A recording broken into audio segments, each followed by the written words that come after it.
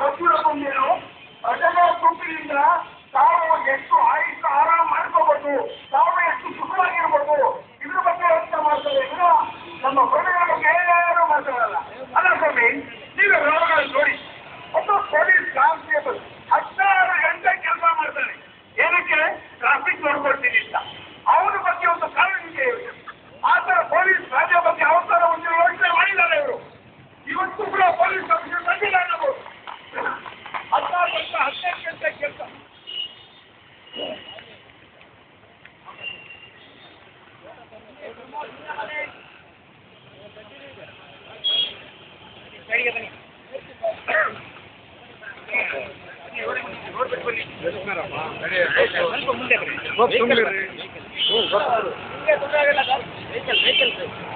ತೊಂದರೆ ಕೊಡಲ್ಲ, ತೊಂದರೆ ಕೊಡಲ್ಲ.